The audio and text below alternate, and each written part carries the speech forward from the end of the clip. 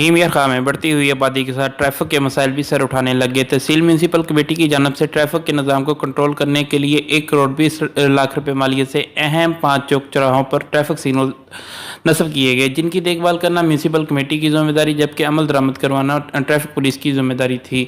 मगर एक अरसा से शहर के 5 चौकों पर लगाए जाने वाले ट्रैफिक इशारे मुनासिब निगहदाश्त न होने की वजह से बंद पड़े हैं। इन इशारों पर ट्रैफिक एहलकार भी मौजूद नहीं पाए जाते।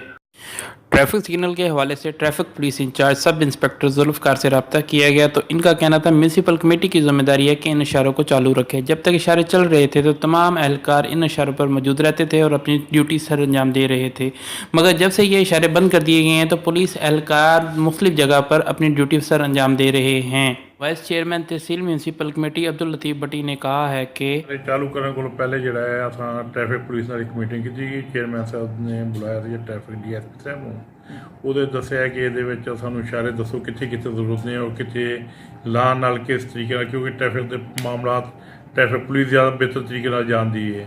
ਜਿਹੜੇ ਜਿਹੜੇ ਪੁਆਇੰਟ ਉਹਨਾਂ ਨੇ ਟ੍ਰੈਫਿਕ ਪੁਲਿਸ ਨੇ ਦੱਸੇ ਉਸ ਉਹਨਾਂ ਨੂੰ ਪੁਆਇੰਟਾਂ ਦੇ ਉੱਤੇ ਲਾਇਆ ਗਿਆ ਔਰ ਪੁਲਿਸ ਨਾਲ ਇੱਥੇ ਫਾਈਨਲ ਹੋਇਆ ਸੀਗਾ ਕਿ ਉੱਥੇ ਲਵਾ ਬਲਦਿਆ ਦਿੰਦੀ ਹੈ ਉਹਨੂੰ, ਕਿਉਂਕਿ ਮੇਨਟੇਨ ਵੀ ਬਲਦਿਆ ਦਾ ਕੰਮ ਹੈ, ਲਵਾਉਣ ਵੀ ਬਲਦਿਆ ਦਾ ਕੰਮ ਹੈ।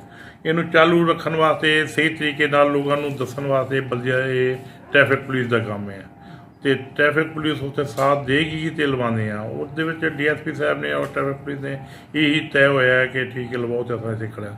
ਹੁਣ ਪੁਲਿਸ ਜਿੱਥੇ ਵੀ ਇਸ਼ਾਰੇ ਨੇ ਉੱਥੇ ਨਹੀਂ ਖੜੀ ਹੋ ਰਹੀ, ਇਸ ਲਈ ਲੋਕਾਂ ਨੂੰ ਪਤਾ ਨਹੀਂ ਔਰ ਇਹ ਟ੍ਰੈਫਿਕ ਇਸ਼ਾਰੇ ਜਿਹੜੇ ਨੇ ਸਵਾਏ ਇੱਕ ਪੁਆਇੰਟ ਦੇ ਸਭ ਨਾਕਾਮ ਇਸੇ ਵਾਸਤੇ ਜ਼ਿਆਦਾ ਜਾ ਰਹੇ ਨੇ ਕਿ ਟ੍ਰੈਫਿਕ ਪੁਲਿਸ ਸਵਾਏ ਆਪਣੇ ਵਸੂਲੀਆਂ ਦੇ ਉਸ ਪਾਸੇ तवज्जो नहीं दिंदी लोगों को दसन के बारे में।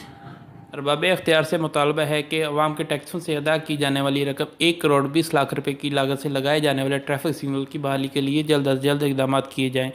Wasim Chaudhry, crime reporter, Ausaf news, Rahim Yar खां।